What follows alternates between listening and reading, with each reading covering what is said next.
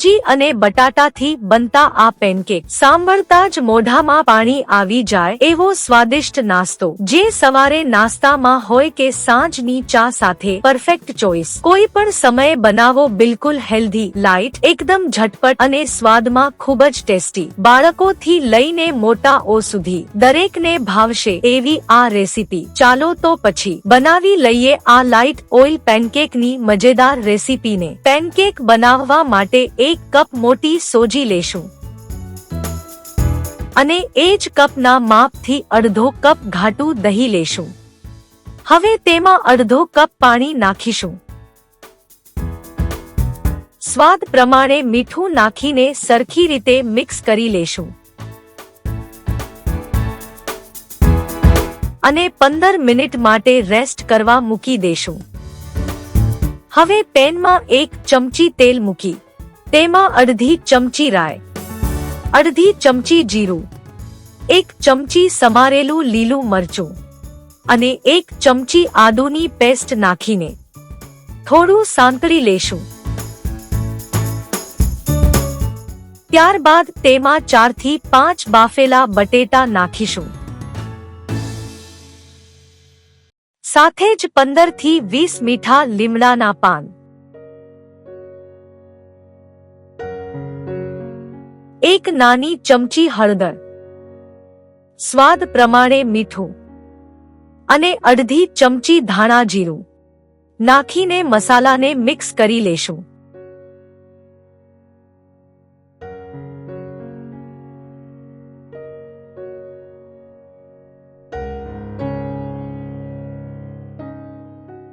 હવે તેમાં 1 થી 1.5 ચમચી લીંબુનો રસ અને ખટાશને બેલેન્સ કરવા માટે અડધી નાની ચમચી ખાંડનો પાવડર નાખીશું. આ ઓપ્શનલ છે, તમે તમારા સ્વાદ પ્રમાણે મસાલાનો ઉપયોગ કરી શકો છો. તો આપણું બટેટાનું સ્ટફિંગ તૈયાર થઈ ગયું છે ને સૂજીના બેટરને પણ 15 મિનિટ થઈ ગઈ છે. તો બેટર એકદમ સરસ પલી ગયું છે. તો તેને મિક્સર જારમાં નાખીને પીસી લેશું, જેનાથી એકદમ સ્મૂથ બેટર તૈયાર થઈ જાય.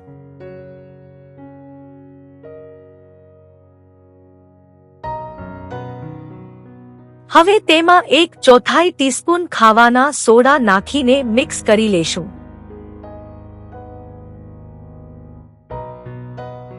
પેનમાં 4 થી 5 ટીપા તેલ નાખીને ટીસ્યુ વડે પેપરથી ગ્રીસ કરી લેશું, જેનાથી બેક થતી વખતે તે ચોંટે નહીં.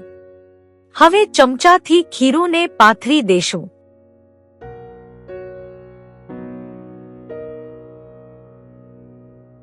ત્યારબાદ બટેટાના સ્ટફિંગમાંથી આ રીતના રોટલી જેવો ગોળ કરીને તેના પર મૂકીશું અને ફરીથી સ્ટફિંગ ઉપર ખીરું પાથરી દેશું.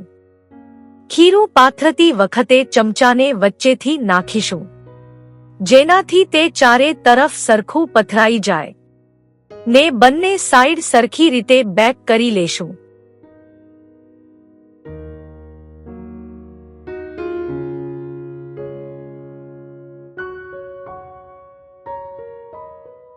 તો તમે જોઈ શકો છો, પેનકેક સરખી બેક થઈ ગઈ છે.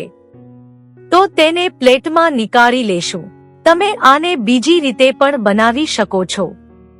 તો પહેલા પેનમાં ખીરું પાથરીશું અને તેના ઉપર બટેટાનું સ્ટફિંગ મૂકીશું. નીચેથી કેકને લો ફ્લેમ પર બેક થવા દેશું. હવે પેલાની જેમ અહીં ઉપરથી ખીરું નથી પાથરવાનું. બસ આવી જ રીતે એક સાઈડ પાથરીને બેક કરીશું.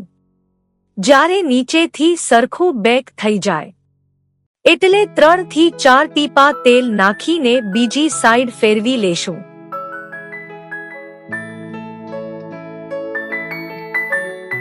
અને નીચેથી પણ સરખું બેક થવા દેશું. તો આ રીતે બંને સાઈડથી સરખી રીતે બેક કરી લેશું.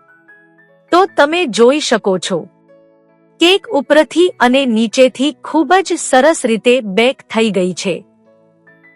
તો તેને પ્લેટમાં નીકાળી લેશું. તો તૈયાર છે ગરમાગરમ એવા રવાની સ્ટફિંગ વાળી પેનકેક, જેને તમે સિંગદાણા દહીંની ચટણી કે સોસ સાથે સર્વ કરી શકો છો. તો મિત્રો, આવી હતી આજની આ સ્વાદિષ્ટ રેસીપી. આશા છે કે તમને ગમી હશે. જો તમને આ રેસીપી પસંદ આવી હોય તો મારી ચેનલને લાઇક, શેર અને સબસ્ક્રાઇબ કરવાનું ભૂલશો નહીં, કેમ કે આવી જ મજેદાર અને હેલ્થી રેસીપી હું દરરોજ તમારા માટે લઈને આવતી રહીશ. ફરી મળીએ એક નવી રેસીપી સાથે.